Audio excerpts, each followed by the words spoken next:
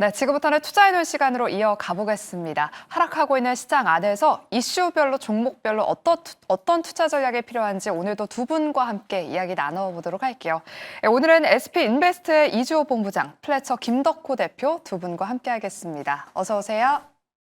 네, 또 마지막 순서로는 두 분의 탑픽주가 준비되어 있으니까요. 끝까지 채널 고정하시길 바랍니다. 네, 그럼 먼저 지수 이야기부터 해보겠습니다. 간밤 트럼프 대통령이 상호 관세 유예 연장을 생각하지 않는다라고 말하면서 일본에는 최대 30에서 35%까지도 부과할 수 있다라고 밝히면서 관세 리스크가 다시금 불거졌습니다. 먼저 이주호 본부장님. 이 영향에 오늘 국내 양대 지수도 한 1% 넘는 하락세를 보이고 있습니다. 지난 6월에는 새 정부 기대감에 미 증시가 하락해도 그 영향에도 굴하지 않고 우리 증시가 올라왔는데 오늘은 또 바로 또 하락을 하고 있어요. 조정이 더 길어질지 궁금하고요. 또 이 구간을 매수의 기회로 삼아봐야 될지도 궁금합니다. 네, 일단 이번 주에 미국 증시가 휴장입니다. 특히나 금요일 날 휴장이고 내일 목요일 날은 이제 절반만 진행되거든요. 그렇기 때문에 아무래도 그거를 앞두고 지금 외국인들이 좀 차익 실현에 나섰다 이렇게 볼 수 있겠고, 지금 관세 유예보다도 트럼프 대통령의 약간 일방적인 통보식으로 부과가 될 가능성이 높기 때문에 시장은 지금 이 부분에 좀 크게 반응을 하고 있다 이렇게 보시면 좋을 것 같습니다. 수급만 보더라도 오늘 외국인들이 좀 강하게 팔고 있고요.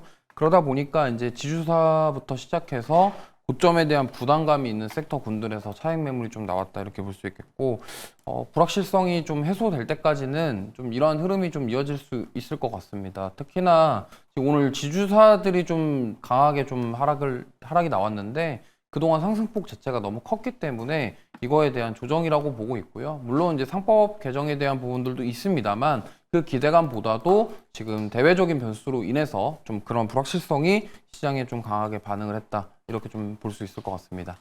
네, 지금 불확실성에 우리 양대 지수 모두 영향을 받고 있다라고 말씀을 해주셨습니다.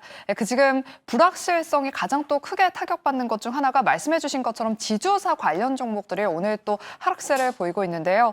오늘 10시부터 개최된 국회 상법 개정안 논의가 지금 아직도 진행이 되고 있습니다. 주요 쟁점 5가지 가운데 한 3개 정도는 일단 여야가 합의가 완료됐고요.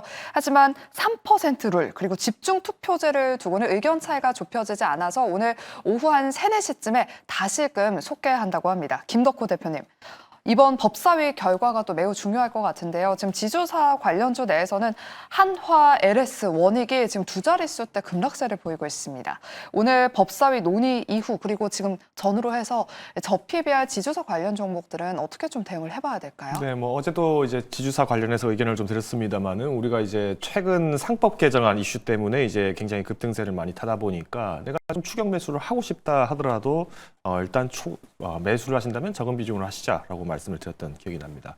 골자는 우리가 이제 지금 상법 개정안이라는 것이 결국은 이제 그동안 자회사들에 대한 어떤 이제 주가 이전들 그리고 또 이제 계열사 쪼개기 상장 이런 논란들이 굉장히 많다 보니까 지주사들은 사실 그동안의 가치를 입증받기보다는 오히려 시장에서 평가가 굉장히 낮게 됐었죠. 또 그만큼 개인 투자자들 입장에서도 틈만 나면은 개인 투자자들 뒤통수 치기 바쁜 게 주주회사다. 그러니 투자하기 매력도가 좀 떨어진다라는 부분이 워낙 많았었고요. 그래서 이번 상법 개정안에서도 논의가 되는 것이 여러 가지 이제 개인 투자자 보호에도 좀 집중이 되겠지만은 우리가 대기업뿐만 아니라 중소기업까지도 타격을 받을 수 있는 것 중 하나가 3% 룰이라든가 아니면은 집중 투표제 이런 제도들이 지금 계속 회자가 되고 있습니다.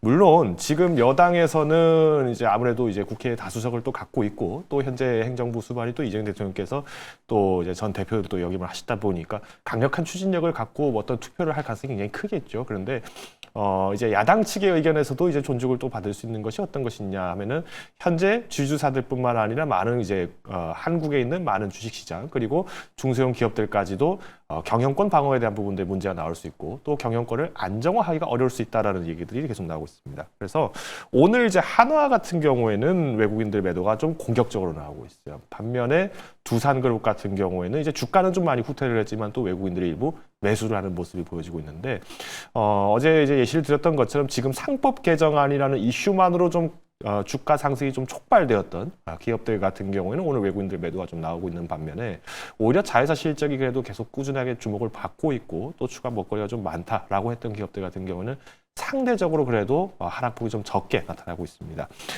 매물보다 오늘 같은 경우에는 아무래도 3일에 이제 결정이 나게 될 텐데 이 내용에서 논의되는 그러니까 지배 경영에 대한 구조 안정화가 확고해질 때 다시 한번 외국인들의 매수세가 기대가 되고 있기 때문에 떨어지는 칼날을 급하게 잡으시기보다는 오늘 장 정도에서는 한번 관망을 하시고 내일 결정 이후에 대한 주가 판정을 다시 한번 해보시면서 진입하시는 걸 권고드리겠습니다. 네, 지금 바로 신규 접근하기보다는 조금 더 흐름을 지켜보자라고 코멘트 덧붙여 주셨습니다. 그리고 최근 새 정부의 가장 핫한 정책으로 떠오르고 있는 스테이블 코인에 대해서도 지금 찬반 의견이 엇갈리고 있습니다. 어제는 단화를 필두로 해서 스테이블 코인 관련 종목들이 또 강세를 보였는데 오늘은 또 급락세를 보이고 있는데요. 이창용 한국은행 총재가 스테이블 코인 정책에 대해서 우려의 목소리를 냈습니다. 스테이블 코인 규제가 필요하다라고 말을 하면서 주요 중앙은행 총재들도 이에 공감했다라는 그런 보도가 확인이 되는데요. 이주호 본부장님, 가장 강한 트렌드잖아요. 우리나라뿐만 아니라 지금 전 세계에서 가장 핫한 트렌드가 바로 이 스테이블 코인인데 지금 좀 하락할 때 담아보는 전략 유효할까요? 어떻게 보세요? 일단 지금 한국은행 총재께서도 저런 말씀을 하시는 거는 역시나 우려스러운 부분이 있다라는 점입니다. 그리고 과도한 기대감 속에 좀 단기간에 급등세가 많이 나왔기 때문에 차익 매물을 좀 주의할 필요가 있습니다. 지금 아까 말씀하신 것처럼 지금 떨어지는 칼날에 굳이 무리하게 좀 담기보다도 안정화될 때까지는 조금 기다려 보시는 게 좋을 것 같고요. 그 다음에 스테이블 코인이 법제화되기까지도 시간이 굉장히 많이 필요하고요. 지금 규제에 대한 이야기가 나오고 있습니다. 그냥 단순하게 지금 시장에서는 이거에 대한 기대감으로만 주가가 지금 반영이 된 부분이 과도하다 이렇게 평가를 받고 있기 때문에 이런 법제화에 걸리는 시간, 그 다음에 이 스테이블 코인을 통해서 얻을 수 있는 것들, 이런 것들에 대해서 조금 더 생각할 필요가 있기 때문에 지금 조정을 매수의 기회로 삼는 것보다는 조금 진정될 때까지는 관망하시는 게 더 좋겠다라는 말씀 드려보도록 하겠습니다. 네, 지금 유튜브 채팅창에 워렌 버핏님이 규제를 한다는 건 또 정책적으로 받아들이는 의미로 볼 수 있다라고 또 다른 시각을 또 전해주셨네요. 일단은 지금은 떨어지는 칼날을 잡지는 말자라고 두 분 다 의견이 동일했습니다. 참고하셔서 대응하시길 바라겠고요. 또 다음으로는 저희가 반도체 섹터 이야기 나눠보겠습니다. 간밤 미국 상원이 통과시킨 감세안에 반도체 제조업체들의 공장 건설 시 세액 공제를 기존 25%에서 35%까지 확대하는 내용이 담겼습니다. 이 영향에 국내 반도체 기업들도 좀 긍정적인 영향을 받지 않을까 하는 기대감이 있는데 김덕호 대표님, 일단 삼성전자가 한 1% 가까운 상승세 보이고 있고요. SK하이닉스는 오늘도 2% 넘는 하락세를 보이고 있습니다. 이 소식이 국내 반도체 업황에 어떤 영향을 좀 미칠까요? 자, 일단 관세라는 키워드와 세액공제 이 두 가지를 네. 이제 굉장히 집중해서 보셔야 됩니다. 일단 두 가지 모두 공통점은 이제 미국 정부의 세금이 지출이 된다라는 것이 특징이고요. 그러면 중장기 전략에 초점이 맞춰져 있느냐, 단기 전략에 맞춰져 있냐라는 걸 봤을 때 관세 같은 경우는 사실 단기 전략에 해당이 되는 경우가 많습니다. 즉 오히려 중장기적으로 수출을 계속 오랫동안 해왔던 파트너 국가들 입장에서는 관세를 높이는 것이 장기적으로 부담이 되지 않겠습니까라고 생각을 하고 있겠지만은 이 세액공제라고 하는 것은 오히려 지금 미국 트럼프 대통령 입장에서는 사실 세액공제를 많이 준다, 빨리 공장 지어달라는 러브콜을 보는 거와 마찬가지입니다. 그렇지만 오히려 여기에 대한 실질적으로 세액공제를 해줘야 되는 행정부는 아무래도 다음 행정부가 진행할 가능성이 크겠죠. 그러다 보니 일단 우리나라에 있는 삼성전자나 SK하이닉스 입장에서는 사실 관세 얘기가 나와도 불안하고 세액공제 얘기가 나와도 불안한 것은 사실입니다. 그렇지만 우선 반도체를 짓고 나서 세액공제를 계속 확대를 할 수 있다라고 하는 것은 일단 납품을 가장 미국에 신속하게 할 수 있는 안정적인 파운드리 기업을 미국이 보유하게 됨으로써 우리나라 기업들은 미국 진출에 대한 진입 관로가 훨씬 더 얕아진다라고, 관문이 낮아진다라고 볼 수 있을 것 같고요. 특히나 지금 이제 삼성전자 같은 경우에는 이제 평택 라인, 특히 이제 P4 라인까지도 지금 중단을 해놓은 상태다 보니까 사실 지금처럼 이제 세액공제를 늘려준다라고 하는 것은 조금 더 기대해 볼 수 있는 것이 크다라고 보고 있습니다. 과거에 이제 트럼프 행정부 1기 때 트럼프 대통령이 이제 삼성전자에게 트윗을 날렸죠. 땡큐 삼성, 이 한마디 때문에 삼성전자가 미국에 가전 공장을 확대했고 코로나 때 좋은 실적을 만들 수 있었다는 점을 우리가 복귀해 본다라면은 저는 일단 삼성전자를 비롯해서 지금 현재 미국에 있는 반도체 기업들, 자동차 기업들까지도 저평가가 그동안 관세라는 키워드로 좀 발목이 묶여 있던 부분들을 어느 정도 해석할 수 있는 기회가 왔다라고 판단을 하고 있습니다. 네, 이렇게 반도체 섹터에 대한 전략 짚어봤고요. 그리고 현대차와 기아의 상반기 기준 최대 실적을 기록했다. 판매량이 역대급을 기록했다는 소식이 전해지면서 오늘 장중에 현대차 주가가 4%대까지 상승하기도 했습니다. 관세 여파에 따른 가격 인상 우려에도 불구하고 또 선주문이 늘어난 영향도 있고요. 또 지난해 미국의 수입산 자동차 25% 관세가 본격화한 6월에도 견고한 실적을 보였다는 점이 굉장히 눈에 띕니다. 이주호 본부장님, 그동안 저평가 종목으로 현대차와 기아가 계속해서 거론됐어요. 지금도 현대차는 PBR이 0.5배 정도 수준밖에 되지 않더라고요. 하반기에는 좀 의미 있는 반등을 기대해 볼 수 있을까요? 과거에 저 PBR 관련 이슈가 나왔을 때 가장 강하게 상승했던 종목 중에 하나가 현대차입니다. 그렇기 때문에 이번에도 저는 충분히 가능성이 있다고 생각하고 있고요. 가장 중요한 것은 지금 관세 압박에도 불구하고 하이브리드카와 이제 SUV를 위주로 좀 수출량에 대해서 되게 견조한 흐름을 보이고 있다는 점이기 때문에 저는 오히려 지금 이런 나올 만한 악재들은 다 나온 상태고 이거를 소화하면서 오히려 반등을 할 수 있는 가격적인 매력이 있기 때문에 기회가 될 수 있다고 생각을 합니다. 특히나 이제 상법 개정에 대한 부분들 지주사를 생각해 보면 다른 지주사들은 다 갔을 때 현대모비스는 못 갔습니다. 그렇기 때문에 오히려 이쪽에서 지금 다른 지주사들 차익 매물이 나오면서 현대차라던가 현대모비스 쪽으로 수급이 들어올 수 있기 때문에 오늘 그러한 흐름이 나왔다라고 볼 수 있겠고요. 특히나 이제 이 관세 이슈가 지금은 계속적으로 위협을 주고 있지만 이게 만약에 해소가 되거나 뭔가 협상이 잘 돼서 좀 정리가 된다고 한다면 오히려 자동차 쪽에서는 만약에 2분기 실적이라던가 앞으로 수출 데이터가 계속적으로 견조한 흐름이 나온다. 특히나 하이브리드카와 SUV 위주로 좋은 흐름이 나온다 그러면은 저는 상승할 여지가 있기 때문에 보시면 좋겠고요. 특히나 지금은 현대모비스 좀 집중해서 보시면은 좋을 것 같다라는 말씀 드려보도록 하겠습니다. 네, 현대차와 기아의 추가 상승 한번 기대해보면서 현대모비스 특징주로 꼽아주셨습니다. 눈여겨보시길 바라겠고요.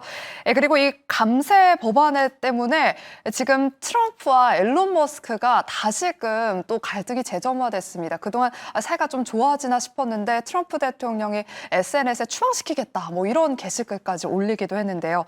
김덕호 대표님, 오늘 애경케미칼 같은 이런 개별 이슈가 있는 소재주를 제외하고는 2차 전지 종목들 다소 쉬어가고 있습니다. 이 소식이 국내 2차 전지에는 어떤 영향을 끼칠지 2차 전지 전반적으로 좀 흐름 짚어주실까요? 별로 큰 영향 없을 거라고 보는데요. 오히려 뭐 트럼프 대통령도 그렇고 뭐 일론 머스크도 그렇고 두 사람 다 트위터 중독자잖아요. SNS를 굉장히 많이 적극적으로 활용을 하고 마케팅을 굉장히 좀 잘하고 있다고 보고 있는데 제가 이렇게 말씀드리는 원인은 지금 우리가 이제 어떤 특히나 이제 미국의 트럼프 대통령 같은 경우에는 전통적인 에너지 사업을 굉장히 강조를 많이 하다 보니까 뭐 전기차보다는 디젤 차량에 대해서 기대가 클 것이다 이렇게 얘기를 하고 있어요. 근데 지금 이 트럼프 대통령에 대한 친환경 정책에 대한 시선이 좀 더 적나라하게 나온 사건이 최근에 한 번 있었죠. 한 2주 전이었나요? IRA를 이번에 개정을 결정을 했는데 AMPC에 대한 조기 중단을 하겠다라고 했던 것이 결국에는 기존 기간을 유지하겠다라고 발표가 나왔고요. 반면에 이제 중국에 대한 견제를 강화를 하겠다라는 것이 이슈가 됐습니다. 특히 이제 중국산 원자재라든가 소재 혹은 이제 중국 제조 시설을 이용한 기업에 대한 추적을 강화하겠다라는 것이 나오게 되면서 오히려 이제 한국 기업들이 수혜가 될 것이다라는 얘기들이 나왔는데요.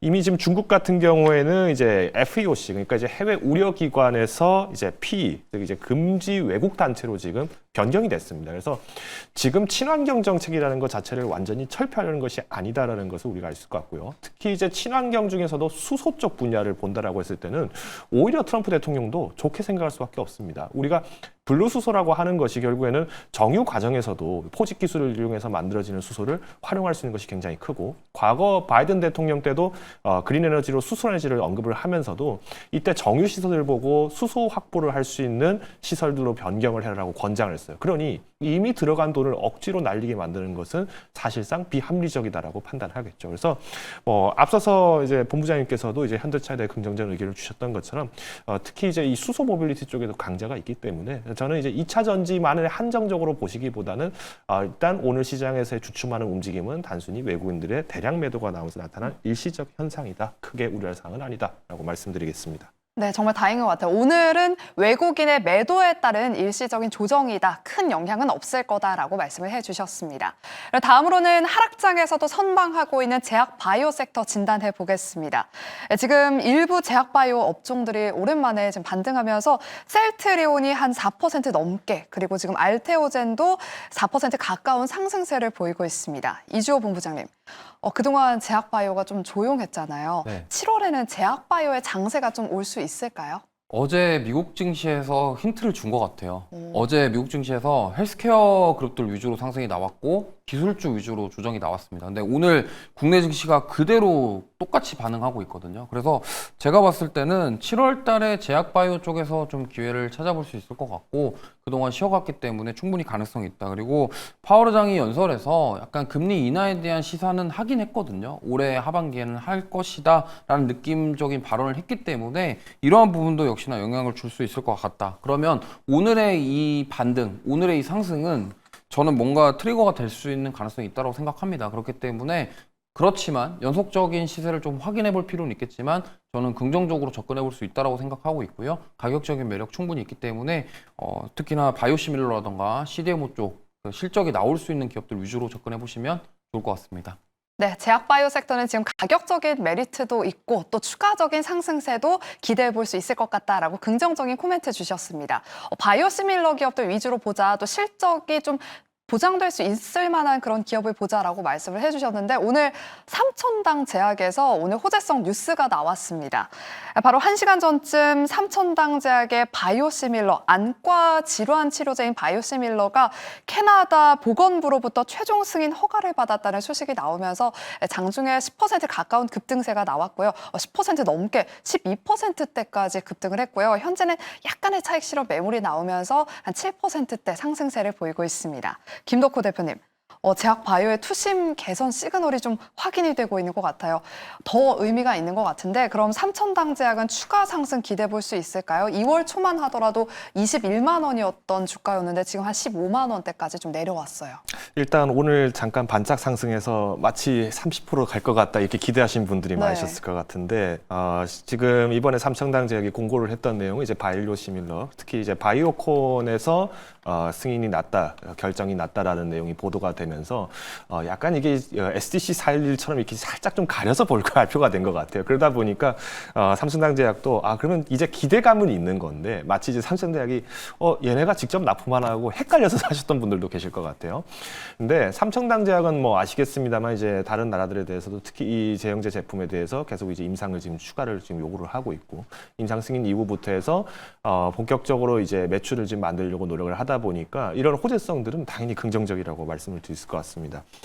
삼천당 제약 같은 경우에도 뭐 아시겠습니다만은 지금 아일리아의 바이오시밀러는 여러 국가들이 계속 지금 만들고 있었죠. 그리고 이제 특히나 뭐 셀트리온이나 뭐 이런 기업들도 지금 계속 도전을 하고 있는 상황인데 일단은 캐나다 보건부가 이제 승인을 했다라고 하는 것은 결국에는 이 삼천당 제약도 낙수 효과로 이 효과만 입증이 된다라고 하면은 추가 매출이 가능할 것이다라는 기대감이 이제 나오기 때문에 상승을 할 수 있다는 겁니다. 즉 지금 우리가 기대하고 있는 이 바이오주는요, 사실 이제 기대감에 의해서 우리가 지금 좀 조정이 나왔을 때 매수하고 좀 이런 기대감이 나올 때 좀 비중을 좀 축소하는 전략들이 굉장히 많이 나오다 보니까 급하게 매매를 하시기보다는 오히려 지금도 저평가가 되어 있는 뭐 앞서서 이제 본부장님 말씀하셨던 뭐 CDMO 쪽이라든가 아니면 바이오시밀러들 특히나 이제 임상 단계를 기다리는 기업들을 좀 많이 보시는 게 맞다라고 판단을 하고 있고요.